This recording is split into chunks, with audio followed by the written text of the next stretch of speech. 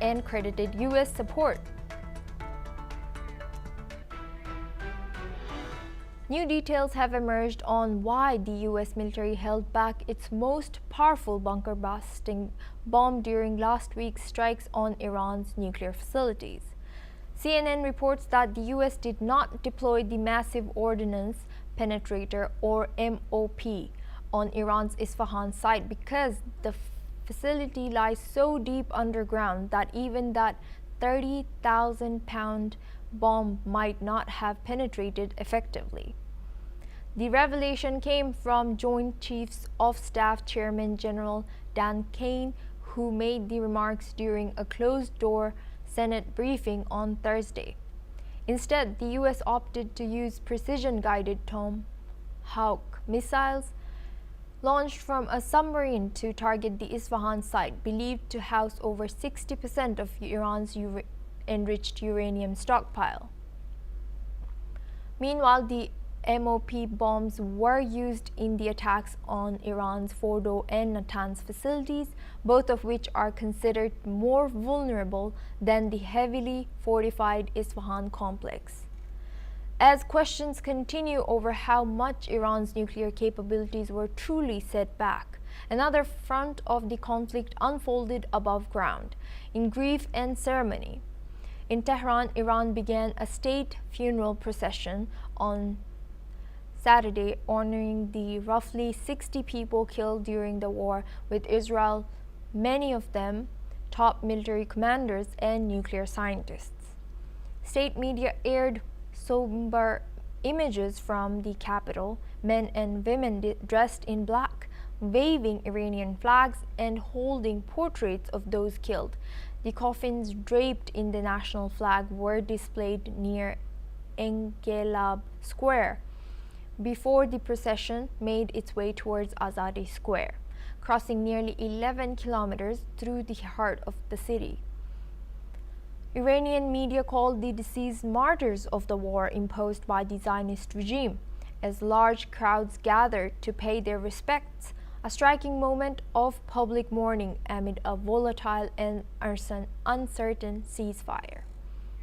And we have guests joining us for this discussion. Yossi Cooper-Wasser is Israeli intelligence and security expert, joining us live from Tel Aviv. Thank you, Yossi, for joining us today.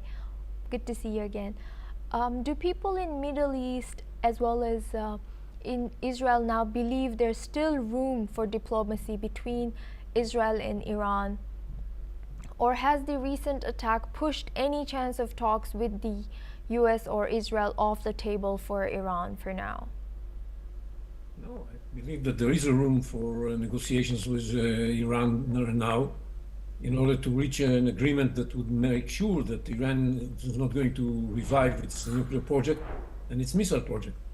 What we need now is some sort of verification on the ground that nothing like that is happening. And of course, this agreement should make sure that the Iranians are not trying again to enrich uranium and to accumulate, store enriched uranium at high levels or any kind of enriched uranium. This is critical for the future and to make sure that we can agree to lifting of the sanctions, or at least some sort of gradual lifting of the sanctions over Iran. That's what we need to see happening. And Yossi, now seeing live footages of a funeral from Iran, how does this movement shape Iran's narrative for the wider Muslim world? Are they succeeding in casting themselves as victims of this aggression or Western aggression, according to Iranian narrative?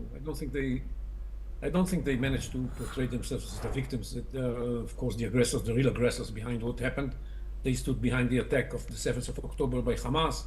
They stood behind the effort to build a ring of fire around Israel that was destroyed by Israel, retaliation.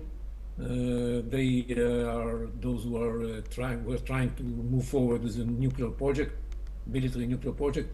They are not the victims, and everybody knows that. And I think many in the West and elsewhere thank us for doing the dirty job, as the German Chancellor called it. I think that what we see today in Iran is a funeral that is held to those people that belong to the regime and being attended by people who support the regime. But most of the Iranian people are against the regime. Most of the Iranian people ask very difficult questions that are directed towards the regime. How come that we spend all this money on building this ring of fire around Israel? Billions of dollars were spent on that and nothing came out of it. How come we spend so much money on the missiles and especially the nuclear project? Billions and billions, trillions of dollars were spent on that, and it all disappeared over 12 days, especially during one night. So it's and then while we spend so much money on all these fancy projects, the people of Iran are suffering, and they don't have electricity and they don't have water. And they, in spite of Iran being such a wealthy country, it cannot provide for its own citizens, and with all the oil and gas that they have.